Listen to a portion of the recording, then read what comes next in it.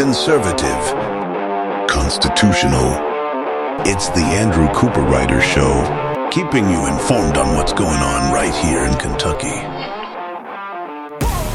And welcome, everybody, to a new year here on the Andrew Cooperrider Show. Hopefully, you had a wonderful New Year's Eve celebrating. I know I did. And hopefully, you've made yourself prepared for the year coming into it. But if I could, I would like to give you some possible ideas for New Year's resolutions. And these aren't going to be ones like weight loss or read a book, though those are great resolutions to make. And I hopefully if you made them, you see success in them. No, I'm going to give you some New Year's resolutions real quick that deal with politics. We've got a new session here in Kentucky starting tomorrow in our state legislature. We'll convene tomorrow. And we'll go over what to expect there, some of the first day actions and conversations, as well as what can we expect this session later on today.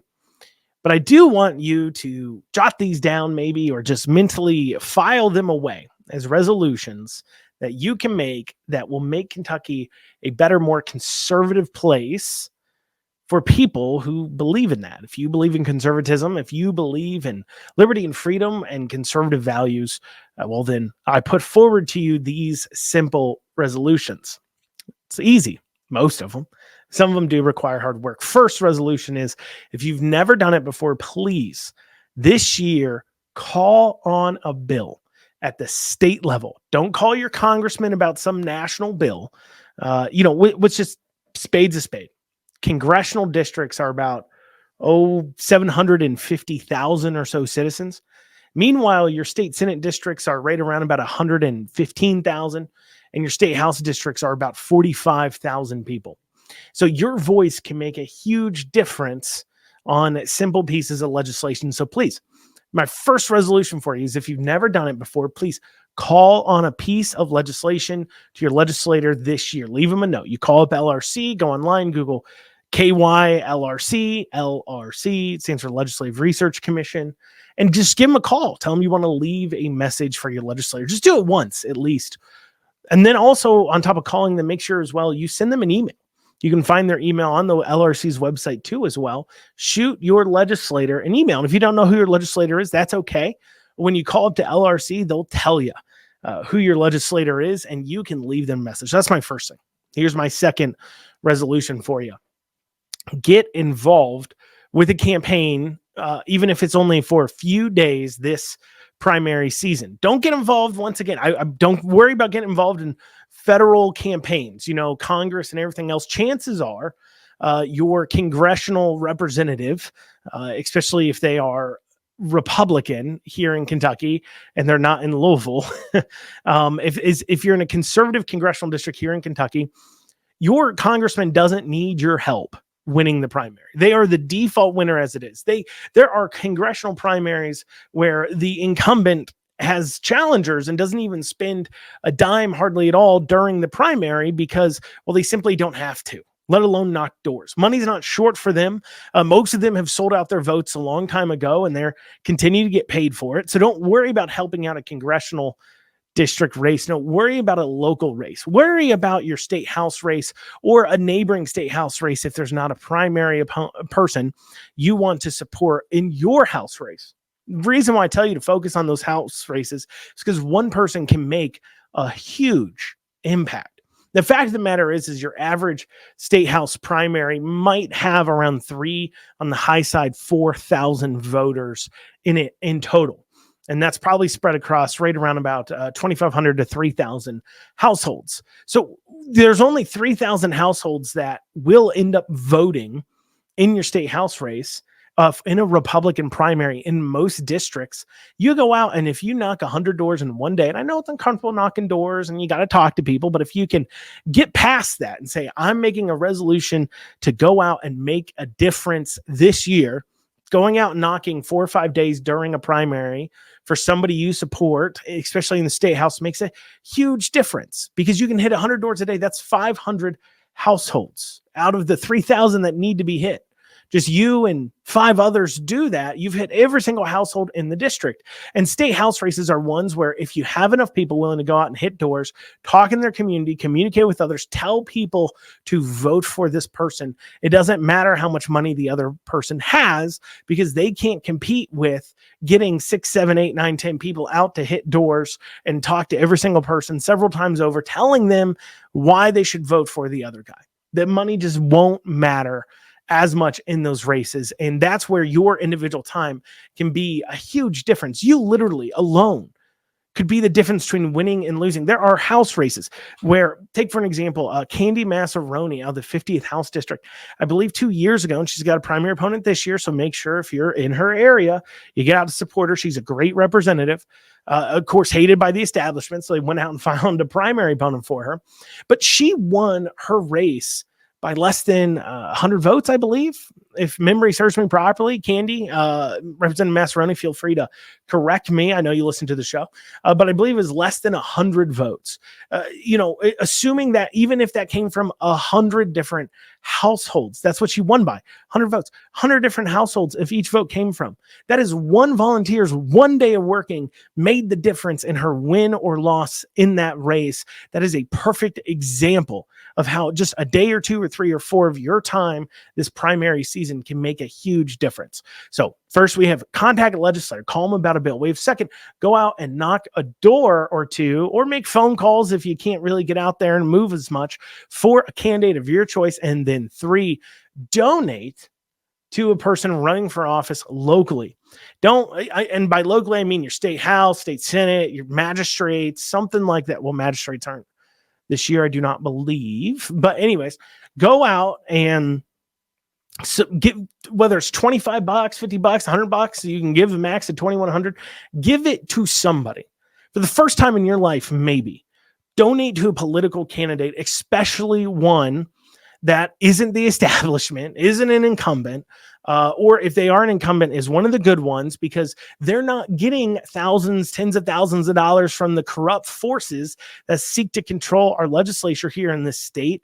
They haven't sold themselves out yet, and your $100 or $50 or however much you can spare over the course of this giving season will make all the difference to their campaign. And campaigns get expensive.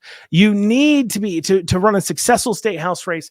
We always tell people, for recruiting them in to run for office, which we do, I do, and there's a few others amongst the state that are working against those corrupt forces, working against the establishment here in Kentucky, and going out and trying to find good candidates to run in races. And anytime we sit down and talk with them, we say, look, you're going to need at least 15,000 to run for the state house, probably 50,000 if you want to run a really, really strong race.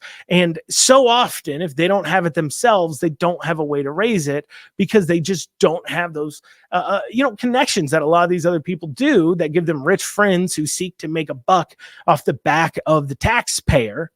And it becomes harder for them. So please give a donation. So make a call on a bill, knock a door, make a phone call for a candidate, and then also donate to a candidate. That's my New Year's resolutions for you in order to make a difference here in Kentucky this year. It's a tangible difference. You'll be watching those vote totals roll in on your local primaries, maybe for the first time. And when you see your candidate win, you'll feel a sense of pride. You'll know you did something. Especially if they only win by 100 or a few hundred votes, you know that you could have made all that difference. And on the flip side, if you don't do anything and you happen to be watching those primary results roll in and you get saddled with another awful legislator for another 4 years or 2 years, you might be asking yourself, man, I wish I had done more. So often people say, how have we gotten this way? How do we make a difference? How do we win our country back? Well, it starts locally. It does really start locally. I mean, let's just take a look here. You know what Joe Biden's first elected office was? County council, the same thing as a magistrate here in Kentucky, local race. You know what your Massey's first elected position is? Congressman Massey was Judge Executive Lewis County. McConnell's Judge Executive of Jefferson County. James Comer, state house rep. The list goes on and on. They win these local races, and your actions during this primary season could be the difference between getting the next Thomas Massey or Rand Paul into their first position, or allowing the next Joe Biden to win his first election. We'll be back after this short break to talk about what we can expect this upcoming session. 859 Print has local service and low prices. I personally have done tons of business with them, and I can tell you, whether it is getting things printed off, sending direct mail, making business cards, buying TV ad time, digital marketing, they can do it all. And as a special for listeners of this show, they're offering 10% off any and all print services using code RIDER2024. That is code RIDER 2024 for 10% off. Check out 859 Print. You'll be glad you did. And you're back with the Andrew Cooperrider Show. So tomorrow starts our legislative season. This is what do we call this? Election season is where we hurt them. Legislative season is where they hurt us. But what can we expect these first few days? Well, there's going to be a few key votes that take place. One, to establish, of course, the session, and then two, to establish the rules for the legislature. Now, normally this is pretty uneventful. However, to remind you, there has been a recent push by some members of the more, quote unquote, liberty conservative, I call it conservative Republican caucus, in order to really step it to this liberal leadership we have that we're dealing with here in Kentucky. And the reason why, by the way, to explain this, we're going to talk about the Senate here in a bit, but in the House, to understand what's going on, keep in mind the House didn't get control of the legislature until January 2017 would have been when they took over control. And so any legislator that's been in there longer than 6 or 7 years was a part of the minority party at the time. They're used to their bills not getting done or having to compromise a lot on what their legislation is and says in order to, well, get something done. The problem is they've carried over this belief of needing to compromise constantly, and this fear, this constant fear of somehow your 70% red district will vote you out one day if you vote too conservative. It's so strange, but it is what goes on in the House, and that is part of what causes the problems. And so often what we see out of people in leadership is they're behaving and acting how they do, because while they are chosen by the body as a whole to be in those positions, they can only hold on to their position as long as they're actually in office. And so what it ends up doing is, take for example, House Speaker David Osborne, voted on by a district of 45,000. Well, that district of 45,000, he cares more about pleasing than the body as a whole, because if he doesn't have the House seat to begin with, he can't be Speaker. He can't do it. And so because he cares more about pleasing the House district as a whole, the decisions, for example, like David Osborne, Jason Nemeth, he's in the leadership, the decisions they make is more represented by what they need to do to stay in office than it is about what's good for Republicans as a whole. To understand that. So in order to help decentralize the power system, in order to not have one person deciding what's good for everybody based upon what their district of 45,000 want in the House, there's been some rule changes that we've seen a push on from the conservative Republicans like Savannah Maddox, Representative Felicia Rayburn, Representative Rawlings and Proctor and Doan, Representative Callaway, and some of them pushing forward these rule changes that include, and we've covered these in depth before, so if you need more information about why these are important, more than the quick summary I'm going to give you, go back and listen to that show. I believe it's called Possible KY House Rule Changes. Anyways, and you can find those by visiting theandrewshow.com. Once again, visit theandrewshow.com. You can see past shows there. You can click links to go to archives and various places that are comfortable for you to listen to through the podcasting and video platforms of your choice. Anyways, so what are some of these things? Well, one is letting each member have at least one bill heard in committee. So this is important. Sometimes legislators will propose bills for years on end, but because leadership doesn't like them enough, or more importantly, they don't cozy up enough to the committee chair as a whole, which is selected by leadership, they're not getting along well enough for them. Very good bills, just because of who sponsors it, won't get a hearing. Even in a committee to begin with, has no chance of passing. So good legislation can die because the sponsor isn't friendly enough with the chair it ends up in. So allowing each member to have at least one bill heard in committee and allowing that member to pick the bill, incredibly important for getting some really good red meat conservative legislation done that perhaps those in leadership or those in the establishment don't want us addressing because for some reason there's some boogeyman out there that they're suddenly going to get voted out by a bunch of liberals if they do it. Another one we have is fixing discharge petitions to lower it down to 25 members. So before it was, I believe, 51 people had to vote yes to do a discharge petition. What that is if a bill, they're refusing to call a bill to the floor or call it into a committee or what have you, well, you can sign a discharge petition to get the bill immediately called to the floor as it sits for debate and passage. And so in the past, that's taken 51 members of the House. So basically, the bill has to have had so much support, it's already going to pass. And then for some reason, the leadership to not want to see it in order for a bill to not get called, compared to doing it with 25 members. Well, that gives you the ability to, we don't know if a bill is going to pass or not, but let's hear it. Because so often too, as well, there's the real conversations, the sausage gets made behind closed doors. They have caucus meetings where the whip and majority leader will have a meeting. They'll talk about bills and they'll see where people's votes fall on them. And they'll figure out whether a bill will pass or not before they ever call it to the floor. But that spares a lot of representatives from ever having to go officially on the record because these caucus meetings are not open to the public necessarily. Their vote records that they take in them as they understand the bills is not publicly available in any way, shape, or form. In fact, if a legislator shares information out of that caucus hearing and actually tells you who's against a bill, they could face being kicked out of caucus. This is why if you ever talk to your legislators and you say, hey, why isn't this bill moving? They say, well, there's some in the caucus that are worried about it. They won't tell you who because they're afraid if they do, they'll get kicked out of the Republican caucus. And if they get kicked out of caucus, well, then they're worse than a Democrat in the legislature. They can't get anything moving. They'll get stripped of committee assignments possibly, and they'll just be removed and unable to be a part of any kind of bill conversations moving forward. And so it stops them from sharing important information with us. And more importantly, it stops your representatives from having to go on the record. By lowering it down to 25 members, you can discharge out a bill, forcing them to have to go on the record on certain things.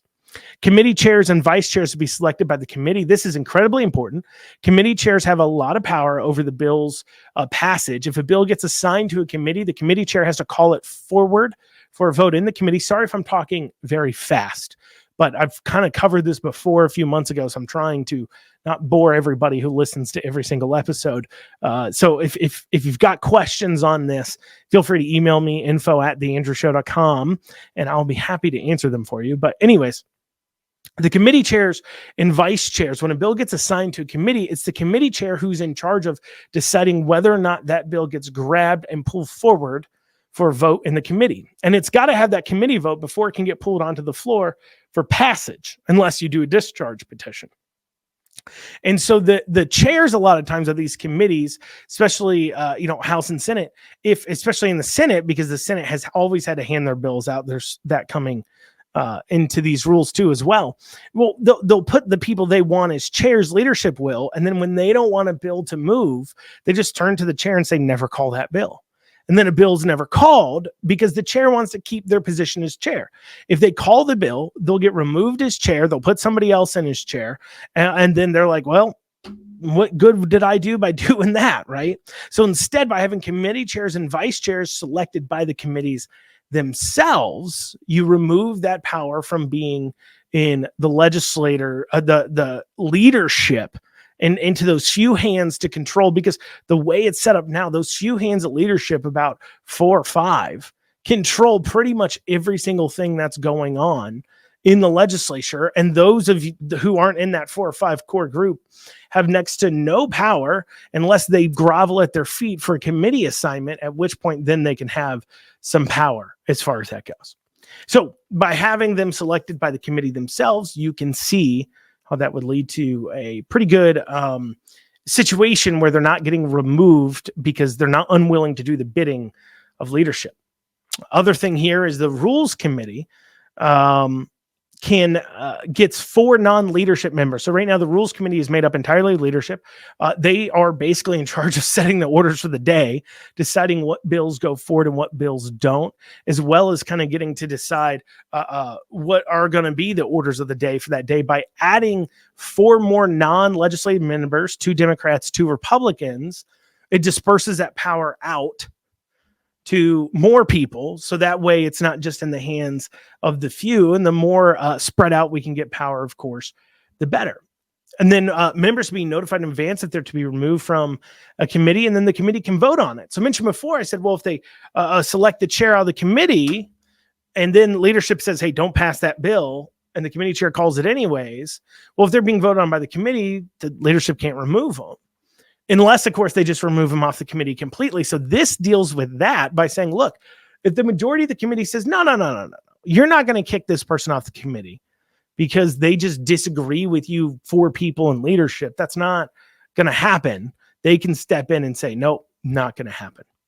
Bills must get assigned in 5 days. So when a bill comes up, it gets moved into the committee on committees, which is made up of leadership. Then they assign that bill right now to a committee, and they can just choose to never assign a bill to a committee.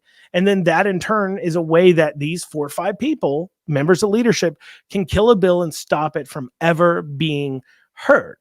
And so by saying it must be assigned to a committee, well, now they can't sit on it, and it comes down to the committee chair and vice chair to call a bill. And then if they're not doing their job, well, then the committees can remove them, and they're not responding to leadership. Committees must operate under the same rules as the House. That carries over some there's some weird rules in Robert's Rules of Order, but it's not exactly Robert's Rules of Order that they use in the committees that come over from the House. So carrying that over, good idea. But does this have a chance to pass? And more importantly, those who don't want to see it pass, what are their publicly stated reasons why? Why don't they want to see it pass? Well, we'll be covering that after this short break. You're listening to the Andrew Cooperrider Show, your source for Kentucky politics. Lexington Overstock Warehouse is Central Kentucky's best source for stylish new home furnishings. Don't pay retail. With our low overhead operating structure and big name brands, we offer the absolute best values on new furniture for every room. Shop online anytime at LexingtonOverstockWarehouse.com or visit our weekends only showroom located at 156 West Tiverton Way. Right now, for listeners of this show, we're offering a special discount for our online customers. Use coupon code FREEDOM for an additional 10% off your online order today. Lexington Overstock Warehouse, low overhead equals really low prices. And you are back with the Andrew Cooperrider Show. Before the break, we we're going over these possible rule changes. I'm not going to rattle through them again. I already had to speed through, I feel like, a 12-minute segment to cover all of them and what they affect. And I did that so you could understand how big of a deal it is. Okay, so why is this a good idea? Well, it's always a great idea to move power from the hands of few to the many. That's how you stop vast corruption from happening, generally speaking. It's also how you end up allowing the will of the people better to be heard, the will of the people throughout the state to be better heard. That's just a good idea. Intrinsically, it's a good idea. Now, why do detractors of this? Why would somebody not vote for this? Well, common claim is going to be that, well, these rules will help the Democrats, quote unquote, have more power. And by have more power, they mean that, well, the Democrats, one of the rules is that every member will get one bill heard in a committee. And right now, not many Democrat bills get a hearing to begin with. And now they'll each get one. So we'll have 20 a year in the House and that get a hearing in the committee. But they say we can't have that. That's awful. But is it? Is that really such a bad thing? Is it really so bad that the Democrats of Kentucky, who so often never really get to go on the record about how they feel, what are they for? We know what they're against when they vote no on every single conservative thing, but we've never really heard what they're for. And when people understand what they're for, not just what they're against, it also makes people run and hide. Now, the other thing is it would force some Republicans to take votes they don't want to take. We'll be covering here in a bit a particular Republican that loves to shy away from votes they don't want to take.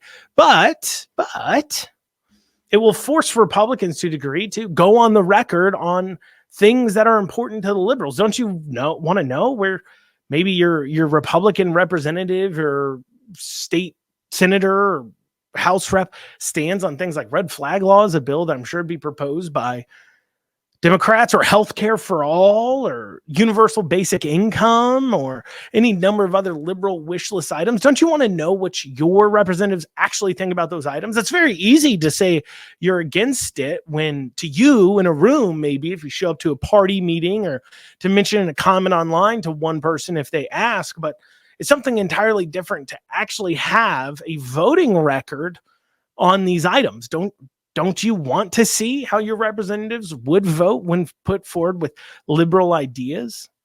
Are they going to pass? Probably not. No. It also forces discharge petitions potentially on Democrat bills, because there's 20 members of the Democrat Party. They only need to go out and get 5 Republicans to join in, 5 or 6 Republicans to join into this discharge petition. But I think that'd be important too. Let's find out who the 5 Republicans are that are for liberal things that nobody wants done. Let's find out who they are, so that way we can remove them. I say that's fine. Now, those who are for it, people like me, we're saying, look, this establishment, it's out of control. It's compromising away everything. We've got to have change. We got to give power to the rank and file members of our legislature and stop allowing these tyrants at the top try to run everything. Tell us all how it's going to be. Shelve good bills, refuse to get them heard, kill good bills. You know, we can think of a few, but why is it that one person's opinion, like drag show David Meade, can sit there and his one opinion on killing drag show bills stopping children from attending drag shows? He voted no on amendments in order to stop that. There's an amendment to be added to a bill to stop kids from going to drag shows. He voted no on it. Lindsey Tishner passed a bill out of the Senate, which is already very liberal, banning children going to drag shows. Didn't get picked up. You know, do we ask the people in leadership like David Meade, like Drag Show Meade, why didn't you pick that bill up, Meade? What's your problem with it? Get them on the record here. I think that's incredibly important. Not saying they're necessarily bad legislators. I want to hear them defend themselves, though, when it comes down to it, don't you? I do.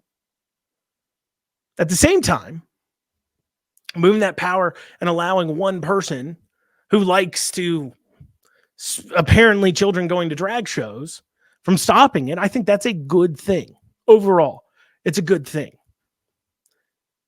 But will it pass? Well, I'm going to assume it will receive the support of that massive Democrat caucus of 20, because of course it gives them more of a voice, because it gives everybody in the legislature more of a voice.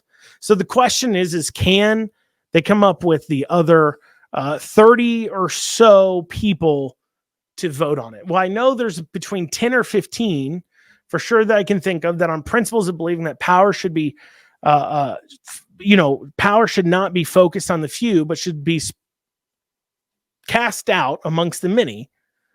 I know that there's 10 or 15 that intrinsically believe that no matter what was going on would vote for that. So the other question is can they get the other 15 or so they need? Has leadership upset and put in the corner enough people that they can gather 15 or so votes to get these important rule changes done? I don't know. That'll be an interesting thing to watch. The other thing to watch, so that's in the House. The other thing to watch this session in the Senate is who was Thayer grooming to take over as majority leader. Remember, he's not running for re-election this year, so come session 2025, that position of majority leader will be open. And one person who's been mentioned by him, and a few people mentioned, is Senator Julie Rocky Adams, who is objectively an awful decision. Like, I get it.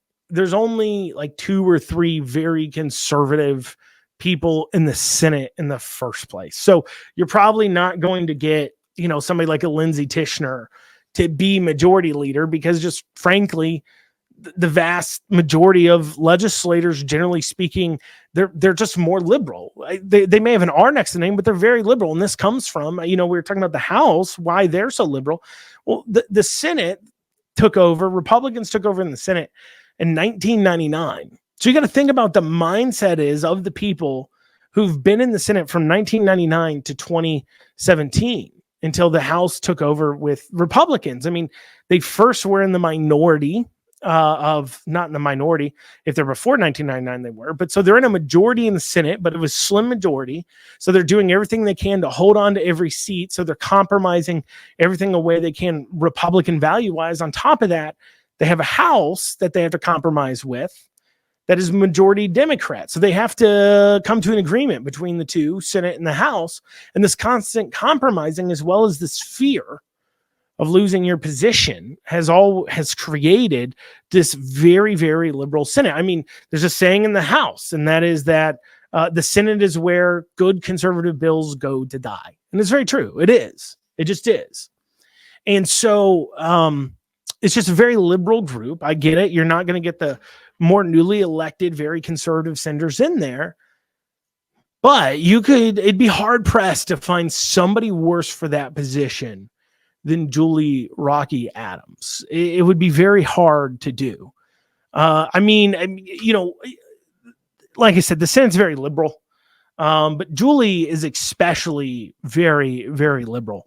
Let me play you. So this is her comments on House Bill 470. Now, House Bill 470 was a bill to ban gender transitioning surgeries on minors. Here's what she had to say. Senator Julie Rocky Adams. Yeah, thank you, Mr. Chairman. I've been pretty clear that I don't like the bill. I've met with the sponsor. I've really struggled with the language.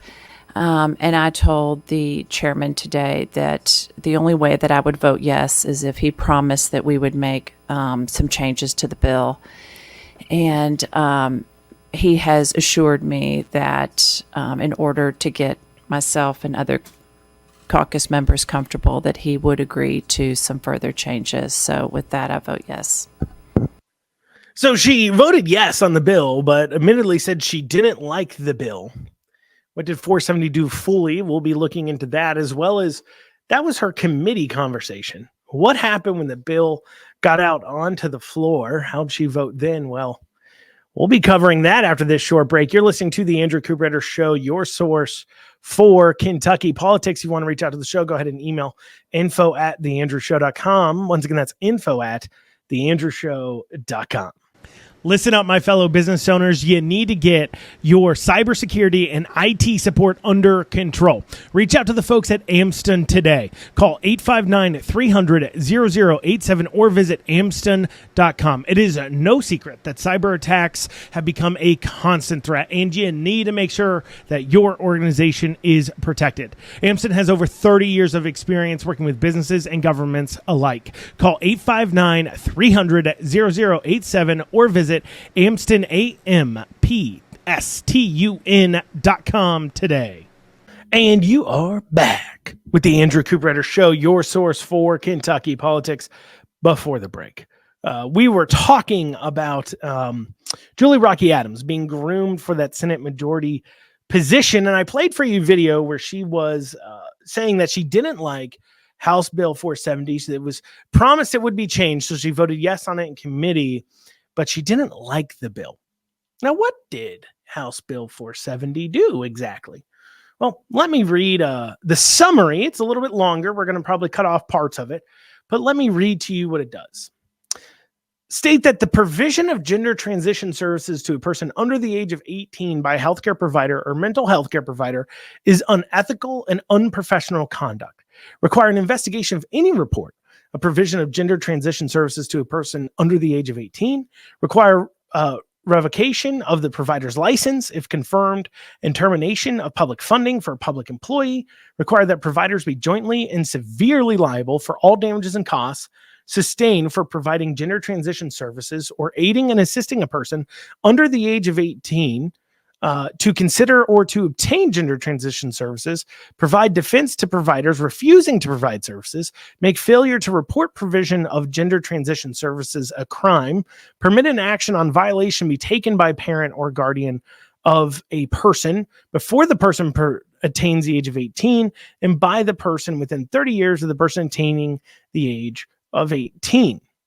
Now, that's the gist of it. So what does it really do? So what it was doing is it was banning the gender transitional services. So what happened in this last session here, 2023 session, is House Bill 470 was the big bill to address and deal with this out of control gender transition surgeries on minors.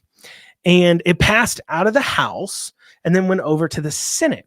And then within the Senate, you had Kimberly Mosier and Julie Rocky Adams working to kill this bill, House Bill 470, because they did not like the bill. The bill goes through committee. They promised to make changes. It goes out onto the floor of the Senate, where it gets voted to be tabled. Now, what did Julie Rocky Adams vote? She voted yes in committee to move the bill forward, but then on the floor, when it came time to actually vote on the amendments or came time to vote on doing anything with the bill, she abstained from voting. She said, I'm not going to vote on that. I don't want to take this hard vote, because if I vote yes, well, then I might be upsetting some people on the left. And maybe, truthfully, based upon her demeanor in that video, she doesn't really think it's a big deal in the first place. She doesn't really think transitioning minors is a giant problem in her mind. And so she just didn't vote on the bill. She decided not to. And her and Kimberly Mosier coming over from the House and her in the Senate is what killed this bill and made them lay it down on the clerk's desk, which is another way of just saying, look, we'll revisit this bill later. And it looked like it was dead. It wasn't going to happen. But then when Senate Bill 150, a much lighter do-nothing bill by Max Wise, came out of the Senate, a more liberal bill to be able to say, look, we did something about the transing of the kids without actually doing anything. Well, it came over to the House, and Josh Callaway filed a bunch of amendments that ended up getting passed that beefed up that bill, made it much, much stronger.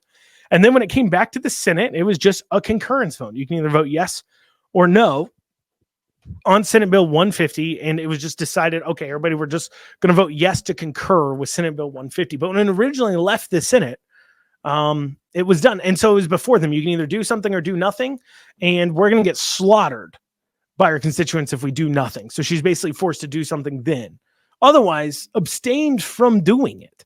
Said, no, I'm not really interested in doing that at all. But that's not all. I mean, in 2019, Julie Rocky Adams sponsored red flag gun law confiscation, law to take guns away from perfectly law-abiding citizens. And then in 2023, Senate Bill 115 by Lindsay Tishner, she put forward a bill to ban children being exposed to drag shows. And what did Julie do? Well, she passed on voting. She said, I don't think this is that big of an issue. But, okay. And when that bill came forward into the House, that's when the leadership in the House decided they didn't want to hear that bill. But Julie passed on that bill. She couldn't stand up and say, you know what? I don't want kids under 18 years old. I think they should get exposed to drag shows. So I'm going to pass on this bill. But it's not just what she refuses to support or vote on. It's also what she sponsors. Senate Bill 37, I believe that was out of 2022. Out-of-state pharmacies must be licensed to sell in Kentucky. Why did this come up? Well, because of ivermectin. If you remember, citizens in Kentucky were getting wrote scripts from ivermectin from doctors, but they couldn't fill them. Pharmacies were refusing to fill them in order to treat COVID, and so people would go out of state online and get their ivermectin. That's been prescribed to them, by the way, by a doctor. And this bill passed. And by the way, Southworth voted no on this. That's notable, Senator Southworth to vote no, because her father is a pharmacist. Very interesting. So clearly she is someone who is not very conservative. And it's not just me saying that. She's one of the lowest rankings in the Senate amongst Republicans. In fact, the Family Foundation gave her the lowest ranking in 2023 with a score of just 55% conservative voting record. So why is she even still in the Senate? Well, that kind of argument that's made, why is she still in the Senate? Why is she a Republican in the Senate still? Well, they'd say it's because she's in a very purplish district. She's in a very liberal district, so she has to vote very liberal in order to maintain her seat. But remember what I said earlier. The last thing we want, because remember, the majority leader runs the floor, has a lot of control over what bills are moving forward or not moving forward. And so if she takes over that position, her unwillingness to vote on hard things will be carried over into bills not being called forward because she's worried about saving her own skin. That argument of saying, well, you got to be more liberal to be in that district, even take that as true. And I really don't believe that for a number of reasons. We see time and time again that actually, if you're in purple districts, being strong conservative actually can give you a higher voting percentage than being wishy-washy. Right? We see examples of this, of course, in Congress too, as well. But putting that aside, even taking that as true, she's the last person you would want to put in a position of leadership. She's currently in leadership as a majority leader, but she would be the last person you'd want to see on that. And so the question becomes, what is the purpose here of her being in that position? Obviously, it's because she does the bidding of the special interests very well. She brings in money. She's a good fundraiser because she's doing what they want her to do, not what the people want her to do, obviously, but they want her to do. And that they believe is very important to have in leadership. But having somebody who's like in a position where the votes they take is about saving their own skin, saving their own seat, if you're truly conservative, that'd be the last person you want in charge of bills. Right now, she votes how she votes in order to keep her skin, so be it, I guess. I would argue that obviously a more liberal Republican's a problem, and especially in a Republican-dominated legislature, because obviously, a Republican in a Republican-dominated legislature can get bills passed and amendments passed, which is poses more of a threat than a Democrat in a Republican majority legislature, which can't do any of those things, right? But why would you want this person anywhere close to leadership? That is just something I don't understand. So what should you do? Make a difference. And remember, at the very beginning, what I said, make it a New Year's resolution to call on some issues. And maybe this is one. Maybe you need to call up your senator, your state senator. Maybe you need to email your state senator and say, hey, I heard Julie Rocky Adams is being looked at for majority leader. The Family Foundation gave her a 55% conservative voting record, the lowest in the Senate. I was looking at some of her abstaining votes from 2023. I was looking at her sponsorship of red flag gun laws in 2019. I just want to voice my opinion to you to not vote for Julie Rocky Adams to be the majority leader. And if we start pushing that now, it's very likely you would see that her opportunities at majority leader would be dead on arrival. Now, who else would they go for? I don't know. I mean, like I said, objectively speaking, she's one of the worst of the worst. You know, you would say Whitney Westerfield stepping up to the plate to be worst of the worst. He's real close there, but of course, he's leaving after this session, so we don't have to worry about him getting that seat. So literally almost anybody would be an upgrade. Almost anybody. But putting somebody that liberal in, oof. It's a questionable thing to do. And it's just going to continue for us to have these problems as conservatives that we see with Kentucky, that despite us being such a red state, we have to constantly fight against such a liberal overreach. Well, y'all, that's what we've got time for today on the Andrew Cooperrider Show. I thank y'all so much for joining me. We'll be back tomorrow. We got some good topics to cover, some things I didn't get to cover today. I'll be covering tomorrow. Remember, if you want to reach out to the show, just email info@theandrewshow.com. Otherwise, we'll see you tomorrow, 9 a.m. on WZXI, 1 o'clock everywhere else. Have a great rest of your day.